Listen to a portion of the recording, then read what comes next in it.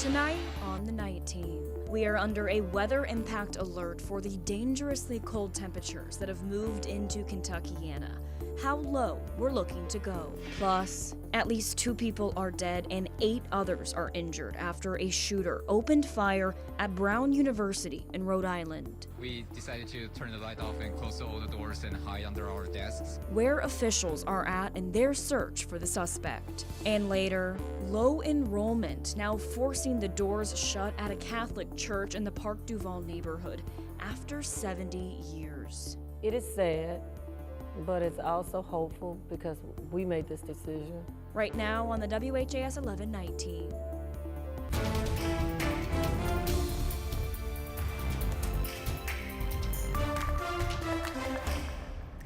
You are taking a look at our live Metro Cam, where as the temperatures continue to drop, Kentuckiana is under a winter weather advisory, dropping to single digits and dangerous levels tonight.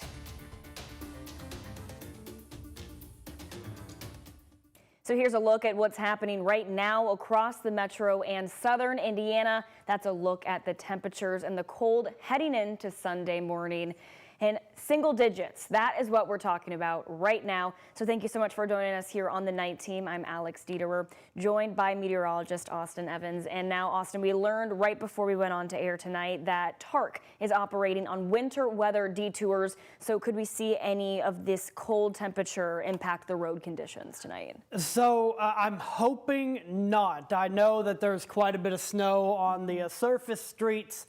They're working on that. I did go to the Metro plow route page. I forgot what it's actually called, but they're working on that for the surface streets. I've also been keeping an eye, at least, here and there on the interstates. And from what we can tell, they look to be mainly just wet. However, at the temperatures we are expecting tonight, that's likely going to lead to slick spots, especially on overpasses and bridges. So stay in tonight if you can, and if you really can, don't go anywhere tomorrow. It's not going to be worth it. Max HD radar showing that snow now moving out of Kentuckiana. A lot of us getting about an inch more of accumulation, but this time not a wet snow, not a nice sticky snow.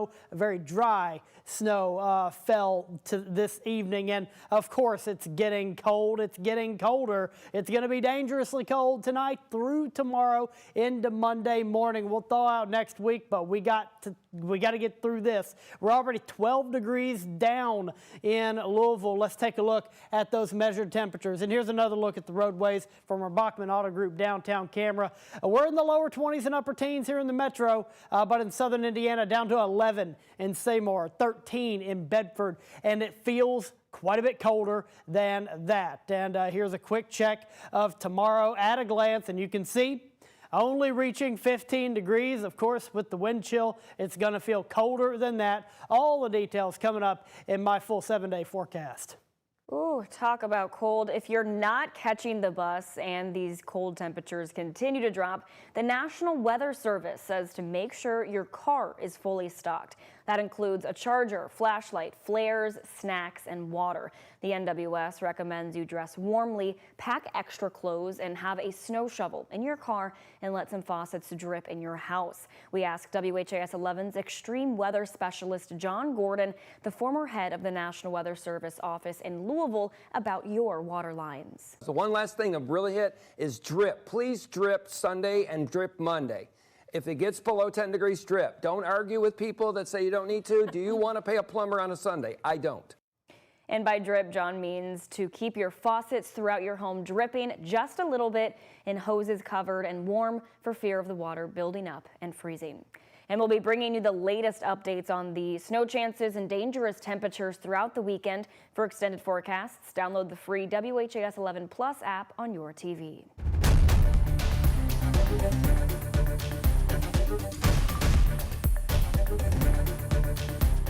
And some breaking news here on the night team. Authorities say 2 people have been killed and 9 others critically injured in a mass shooting at Brown University. The shooting took place around 4 this afternoon in an engineering building at the Ivy League campus. ABC's Johnny Fernandez has the latest. Just 12 days before Christmas, a deadly shooting at Brown University in Providence, Rhode Island. Authorities say it took place at a building that houses the School of Engineering and Physics department during the second day of final exams. I can confirm that there are 2 individuals who have died this afternoon. Students visibly shaken. When it first started happening, yeah, there was definitely a lot of people like running that way, like scrambling. Actually, I was working in my lab. There were 3 other students with me.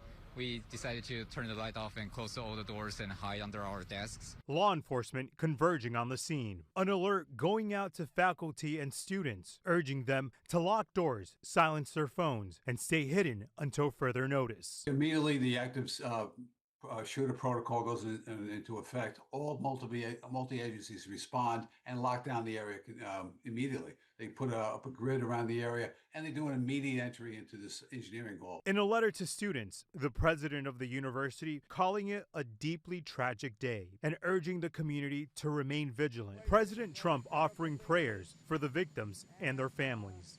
All we can do right now is pray for the victims and for those that were very badly hurt, it looks like. Johnny Fernandez, ABC News, New York.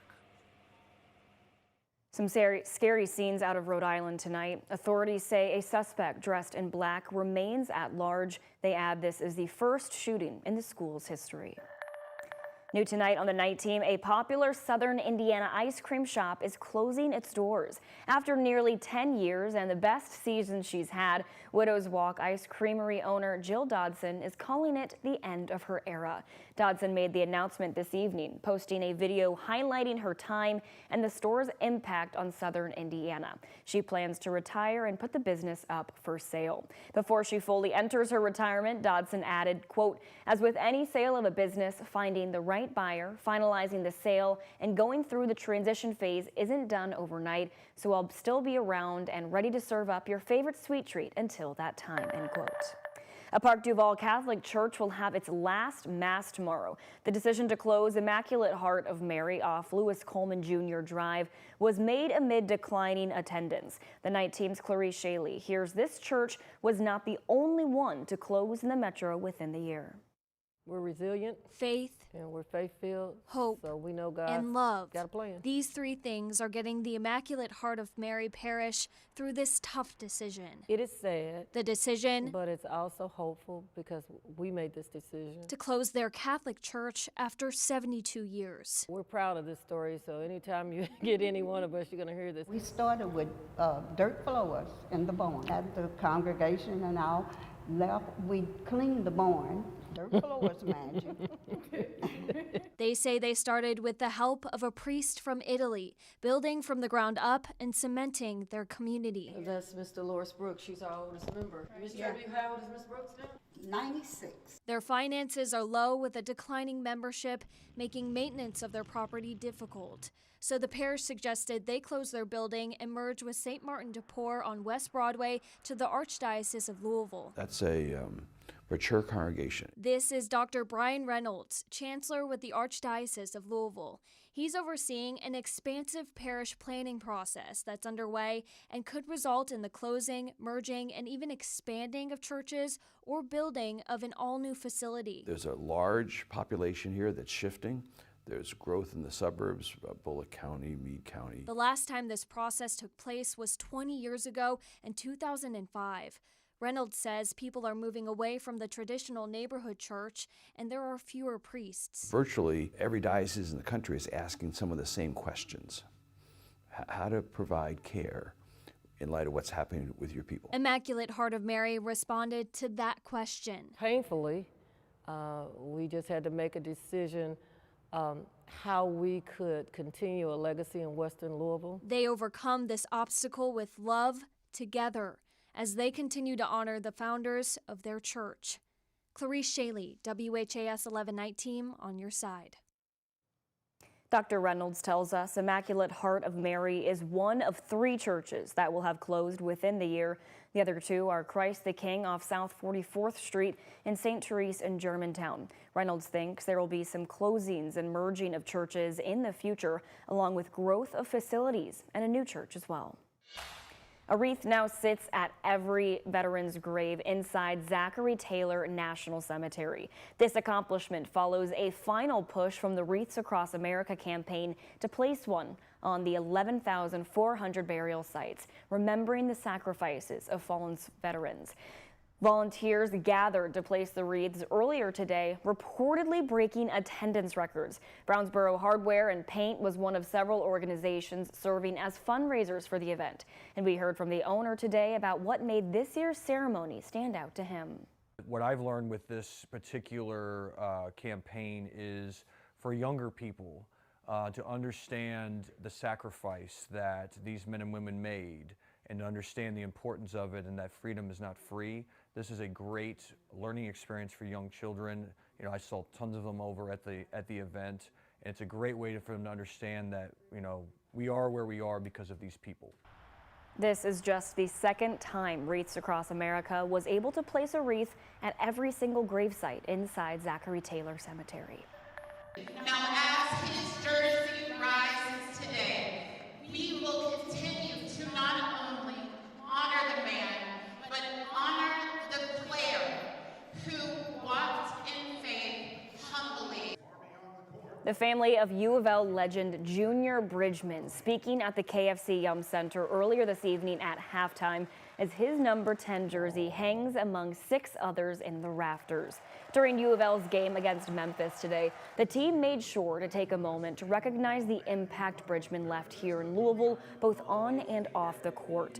Bridgeman died in March after years of philanthropy and service to our Louisville community. He served on U of L's Board of Trustees in 2017 and was a longtime board member of Simmons College, helping fund the construction of their dormitory. During the game today, U of L staff also wore shiny red number 10 pins to honor Bridgeman, and commemorative items were available for fans to buy. All of the proceeds benefiting the West End School, where Bridgeman served as a founding member.